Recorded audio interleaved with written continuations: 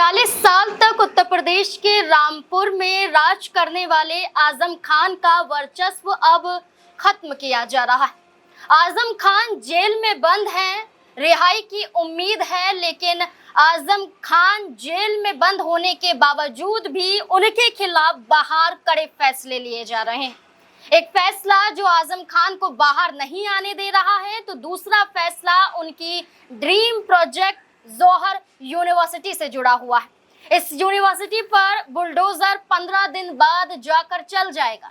रामपुर विकास प्राधिकरण की तरफ से एक बड़ा आदेश पारित किया गया है कि लगभग 40 में से 38 जो इमारतें हैं वो अवैध है। इसका नक्शा पास ही नहीं करवाया गया, जिसके बाद आदेश दिया गया कि सिर्फ आपको 15 दिन का समय दिया जाता है। ये दिन शुरू हो जाते हैं।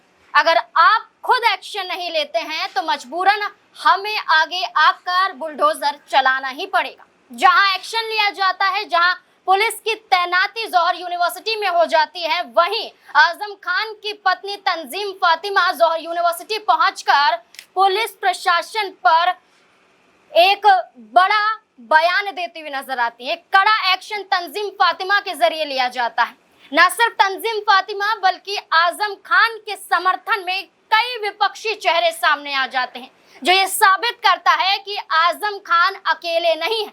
अगर वो जेल में बंद हैं तो बाहर उनकी लड़ाई उनके परिवार के साथ पूरा विपक्ष लड़ने के लिए तैयार है। और क्या कामयाब विपक्ष हो पाएगा? इसी से जुड़े हुए तमाम सवाल हैं, चर्चा करेंगे, जवाब खंगालेंगे। और हमारे साथ वरिष्ठ सहयोगी अमन जी मौजूद हैं।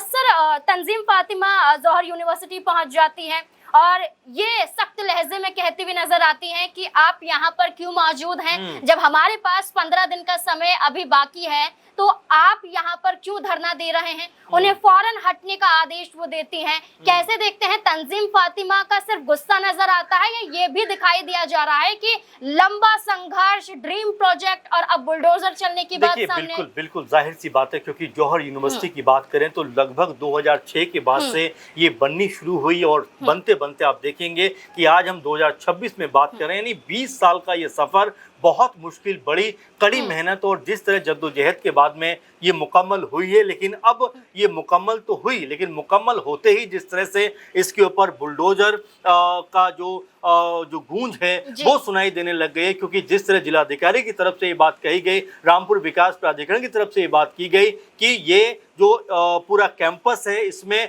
लगभग 40 में से जो 38 इमारतें हैं वो अवैध तरीके से बनाई गई हैं और उनको 15 दिन के अंदर या तो आप गिरा दीजिए, नहीं तो आरडीए की तरफ से इनको गिरा दिया जाएगा। अब इसको इस तरह से भी देख सकते हैं कि देखिए, आजम खान जेल के अंदर बंद हैं और तंजीम फातिमा जो उनकी पत्नी है वो भी, उनका जो बैकग्राउंड है वो एजुकेशन रहा है, प्रोफेसर रही हैं वो भी, और जिस तरह से इस आदेश के बाद में वो जौहर यूनिवर्सिटी पहुंच जाती हैं तो जाहिर बात है कि मन में हताशा जरूर होगी, क्योंकि आजम खान कई दफा इस बात को कह चुके हैं कि हमने रामपुर को एक अलग पहचान दी है, हमने रामपुर में एक ऐसी यूनिवर्सिटी बनाई जो कि जिसका मुकाबला पूरे भारत तो छोड़िए एशिया के तमाम देशों से हम कर सकते हैं। यानी कि उस आला दर्जे की उन्होंने जो इस यूनिवर्सिटी को जो है मुकम्मल कराया। लेकिन अब यहाँ पर जो सवाल उठकर आता है कि क्या नक्शा पास नहीं था, मानचित्र पूरी तरीके से पास नहीं करवाए। फिर ये कहा गया ट्रस्ट की तरफ से कि भाई ये जब बननी शुरू हुई थी उस समय जिला पंचायत के